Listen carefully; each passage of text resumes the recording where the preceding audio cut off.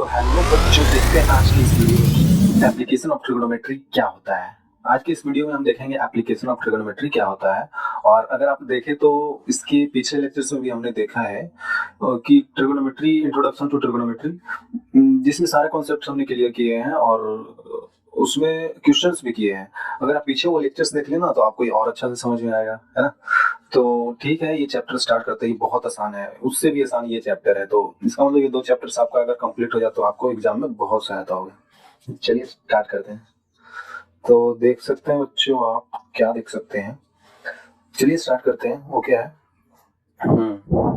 तो some application of trigonometry, मतलब trigonometry का कुछ एप्लीकेशंस देख लेते हैं। रियल लाइफ वर्ल्ड में भी होता है और एग्जाम पॉइंट ऑफ व्यू से भी इसको देख सकते हैं। ठीक है, मैंने एक यहाँ पे पिक्चर लाया है, मैंने यहाँ पे एक फोटो लाया है, एनसीईआरटी का है, जिसमें कि अगर आप देखेंगे ना तो क्या है कि कोई एक आदमी यहाँ पे खड़ा है। ठीक है, एक आदमी ए खड़ा है और उसका कुछ हाइट होगा और ये कुछ टावर के नीचे खड़ा है, टावर के नीचे खड़ा है। टावर तो अपना जितना ऊंचाई होगा वो तो है ही, ठीक है।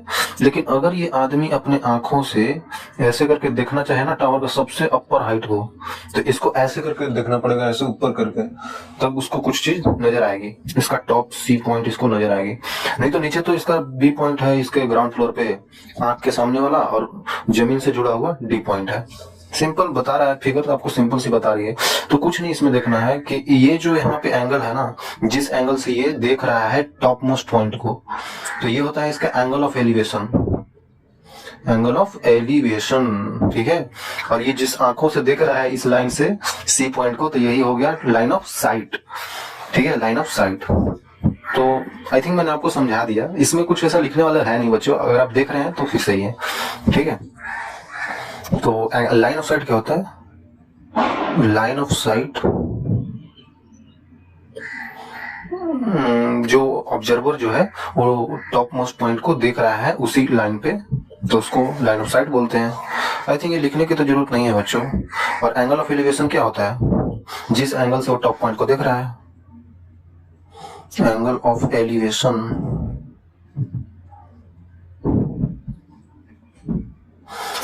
जिस एंगल से एट दैट एंगल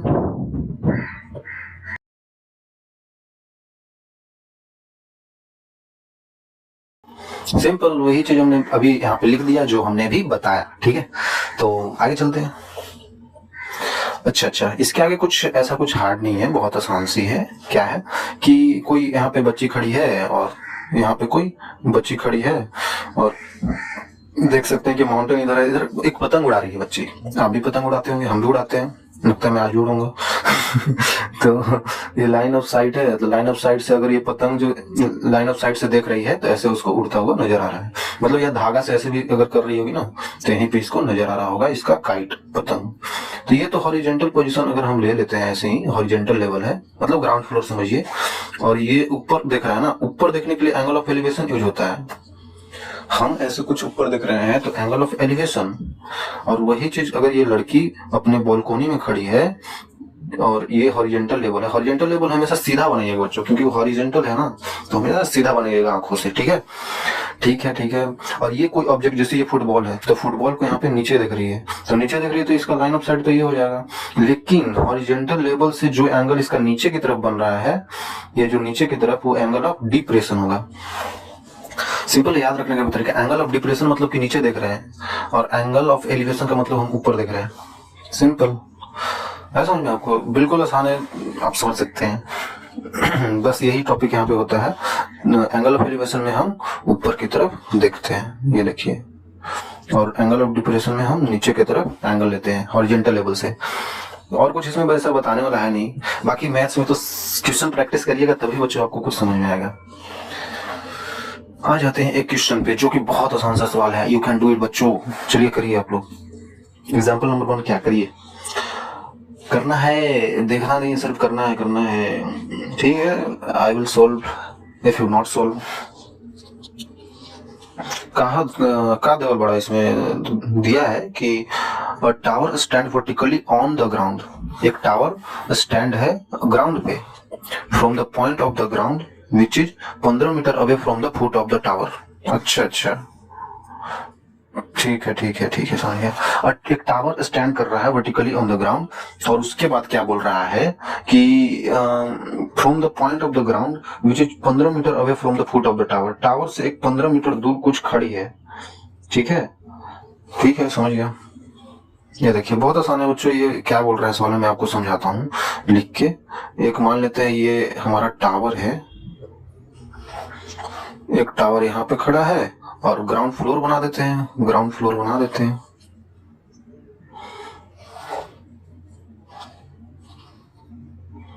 ये ग्राउंड फ्लोर है बच्चों जहां पे हम लोग खड़े हैं। ठीक है,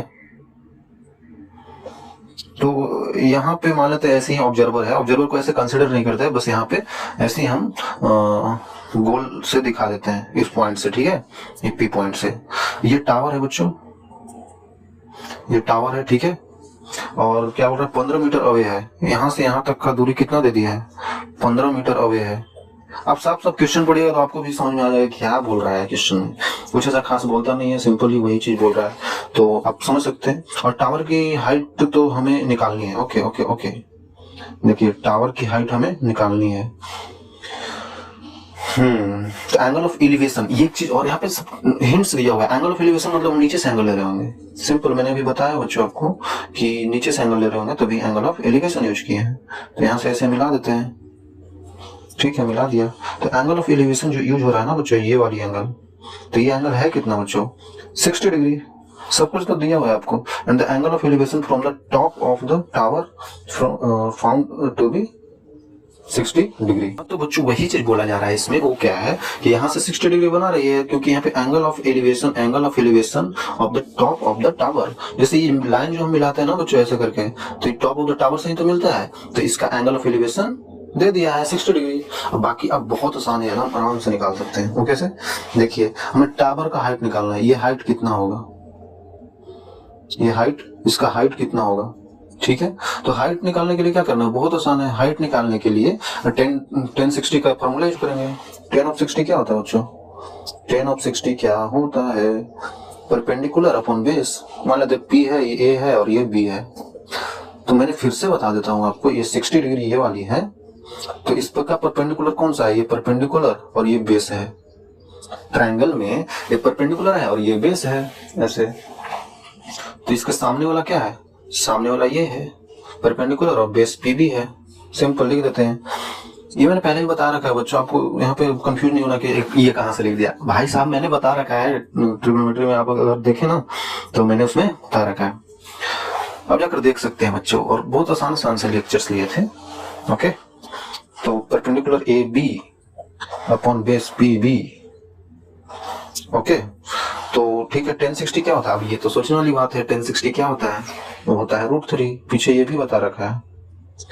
और A B upon P B, A B कितना है, ये भी तो हमको निकालना है, जो कि हाइट ऑफ द टावर है। पी बी कितना है, पी बी कितना है बच्चों, यही तो है 15 मीटर, तो लिख देते हैं 15 मीटर। तो ए बी जो है था हाइट ऑफ द टावर, वो आया 15√3, 15√3 मीटर, है ना, मीटर। तो बच्चों ये हमारा आंसर आया। ठीक है, ठीक है, समझ में तो आ ही गया होगा ना, बहुत आसान है, ये हमारा आंसर आया। ओके, आगे बढ़ते हैं। बहुत आसान है, बस पढ़ना है क्वेश्चन और उसके बाद सॉल्व करना है। तो एक मैं ये वाली क्वेश्चन आपको देता हूं बनाने के लिए, तो बनाइए भाई साहब, पढ़ के बनाइए ना बच्चों, तो बहुत आसान लगेगा आपको। आपको देखना है कि मैं कैसे बना रहा हूँ, क्वेश्चन नहीं बने तो डिमोटिवेट नहीं होना है। अगर आप ध्यान से देखें ना तो क्वेश्चन बन जाएगा। जो दिया हुआ है वो पढ़ के पहले लिख लेना चाहिए। ठीक है, क्या दिया हुआ है, एन ऑब्जर्वर 1.5 मीटर टॉल, एक आदमी का हाइट 1.5 मीटर है टॉल, ये तो लगता है बहुत छोटा ही है 1.5 मीटर। और ये टॉल बिल्डिंग क्या है, tall an observer is 1.5 metre tall is इतना मीटर अवे फ्रॉम चिमनी। अच्छा, एक चिमनी लंबा सा है, उससे इतना मीटर दूर है। तो यहाँ तक तो समझ में आएगा पढ़ने के बाद। तो यहाँ से इसके बाद फिगर बना लेना बच्चों, एक चिमनी बना लेते हैं। चिमनी, ये हो गया चिमनी, ये हो गया बच्चों चिमनी, और ये होगा आपका ग्राउंड।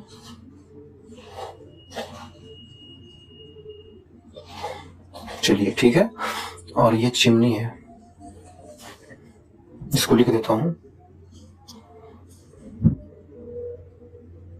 ये हो गया आपका चिमनी, इसको ए बी मान लेता हूँ, ए बी बड़ी वाली चिमनी है। और एक ऑब्जर्वर जो है, एक आदमी जो है, इसका हाइट कितना दे रखा है, एक गोलू सा आदमी जो है,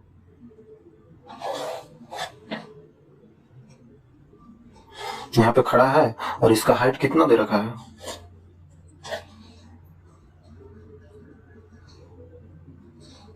इसका हाइट है 1.5 मीटर।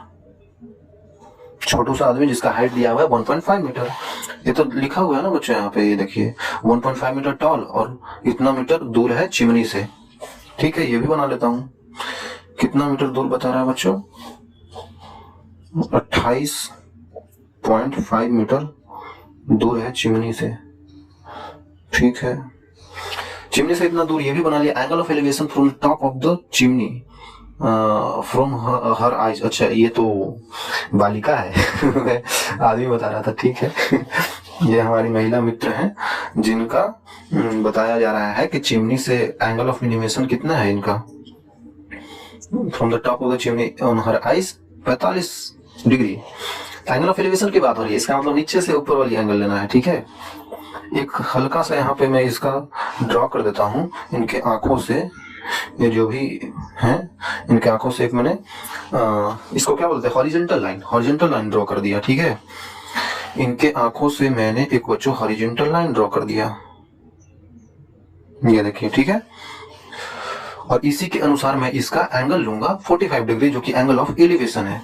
तो एंगल ऑफ एलिवेशन ले लेता हूं, इनके आंखों से फिर से जाएगा, ये पॉइंट को मिलेगा, ये हो गया एंगल ऑफ एलिवेशन। तो ये कितना इनको दिया हुआ है, 45 डिग्री, 45 डिग्री दिया हुआ है। यहाँ तक तो समझ में आ गया, समझ में आ गया ना तो निकल गया, सिंपल। अब समझ में आ गया तो निकल गया ना, बहुत सिंपल है। एक सेकंड, ये तो यहीं तक है बना बच्चों, इनका हाइट तो यहीं तक मेजर करेंगे ना, इनका डिस्टेंस टावर से, टावर नहीं चिमनी से। ठीक है, तो अब क्या करें ना, अब एक ट्रायंगल ले लेते हैं। वो क्या है, ये देखिए मैं बताता हूँ। ये इसको मान लेते हैं O और इसको मान लेते हैं P। तो ट्रायंगल अगर मैं देखूं APO में, आ रहा समझ को आपको जो आ रहा समझ में आपको बच्चों, AOP ले लेते हैं। तो ये जितना दूरी है ना, ये भी तो उतना ही दूरी है, ये भी तो पैरेलल है, ये भी उतना ही है बच्चों, ये भी तो सेम ही है। ये जितना है उतना ही ये भी है, क्योंकि इसको ऊपर घसका दिए। सिंपल है समझ में। तो ट्रायंगल अगर मैं ले लूं, कौन सी ट्रायंगल बच्चों, AOP। इस ट्रायंगल में क्या देखेंगे, इसमें भी अगर मैं क्या लगा दूं, 10/45। पता है बच्चों, ज्यादातर यहाँ इधर 10 और 45 है, 10 थीटा का यूज होता है, 10/45। तो ये क्या हो जाएगा, AOP में क्या हो जाएगा, परपेंडिकुलर अपॉन बेस। तो 45 डिग्री के सामने वाला ये परपेंडिकुलर AO और बेस PO लिख लेते हैं, AO अपॉन PO लिख लिया। इसके आगे बढ़ जाते हैं, 10/45 क्या होता है, 1 होता है, equal to AO upon PO। तो मुझे PO तो पता है, क्योंकि ये पॉइंट अगर मैं मान लूं कि ये हमारा,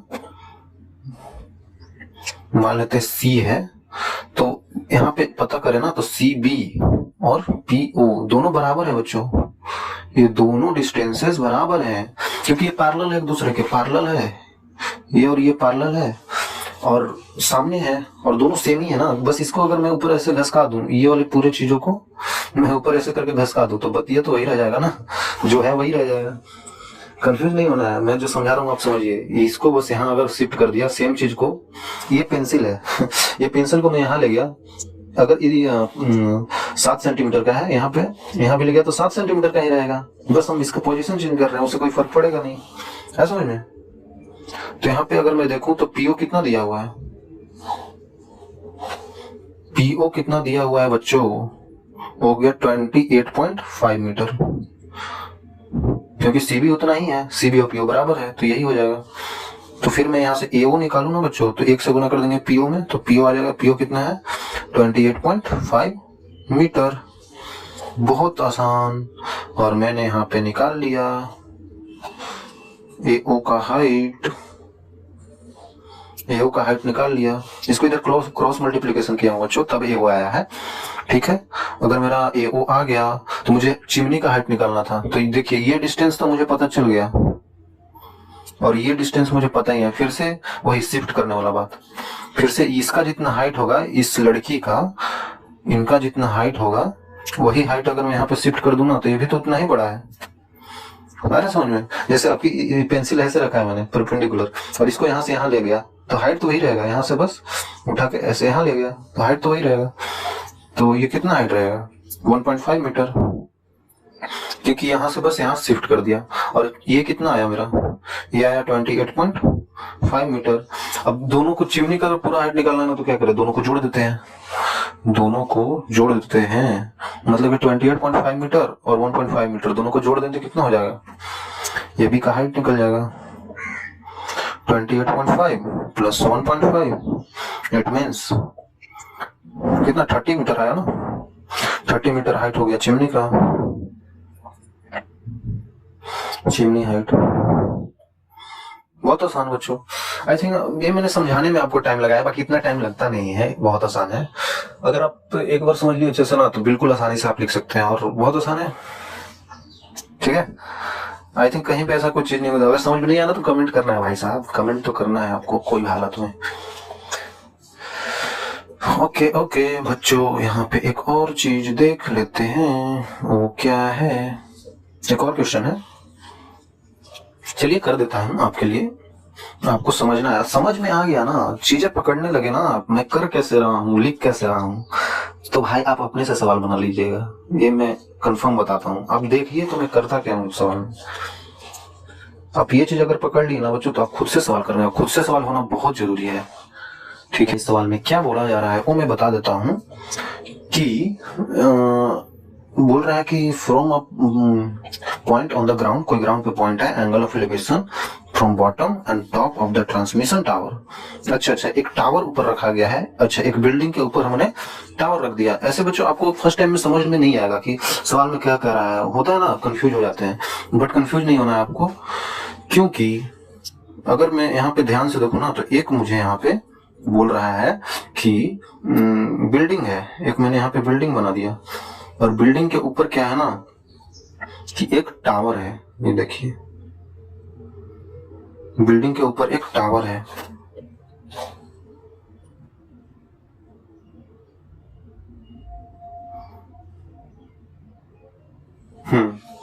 तो बिल्डिंग के ऊपर हमने एक टावर बना दिया और नीचे एक ग्राउंड फ्लोर बना देते हैं।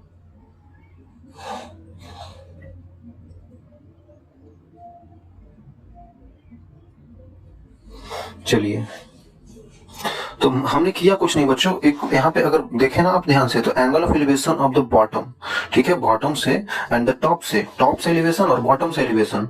इसका मतलब ये टावर जो है ना बच्चों, ये जो आप टावर देख रहे हैं, ये जो टावर है, इसका टॉप तो ये हो गया, इसका टॉप तो ये हो गया, और इसका बॉटम ये हो गया।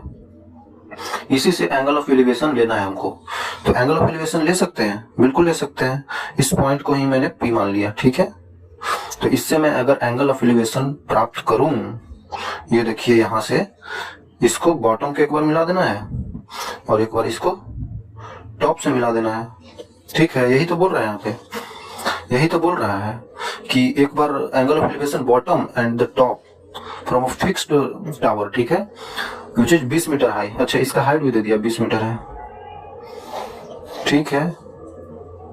इसका हाइट जो है ना वो 20 मीटर है, ये भी पता चल गया।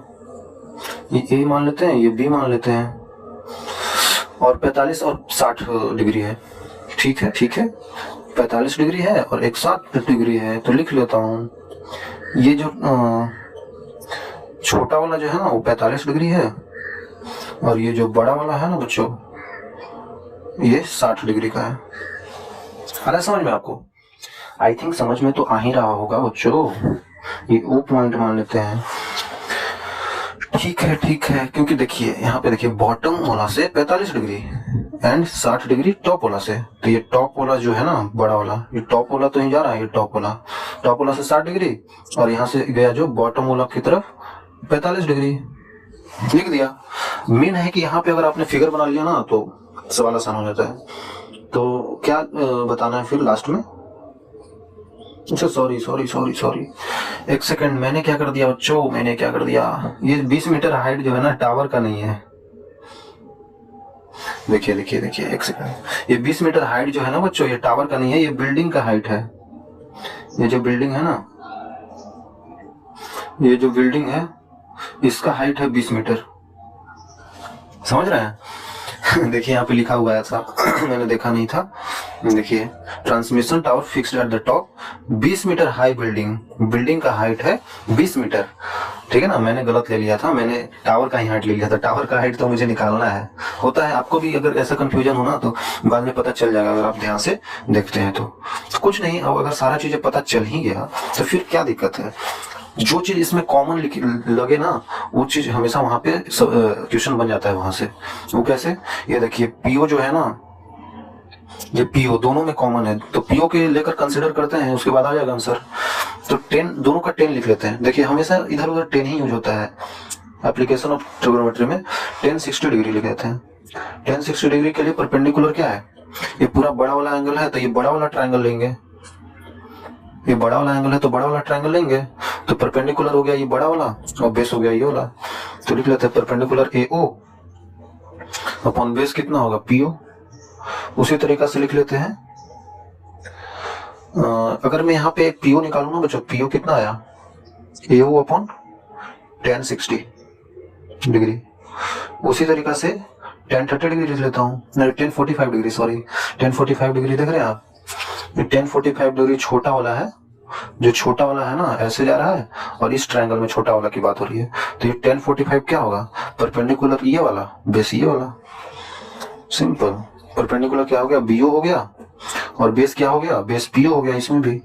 तो PO यहां से क्या आया? BO upon 10 45 degree. I think यहां से आप ये भी देख लिए। तो ये PO और ये PO तो सेम हो गया, तो PO मिल गया, तो PO के बराबर कर देते हैं। तो बराबर करेंगे तो क्या होगा?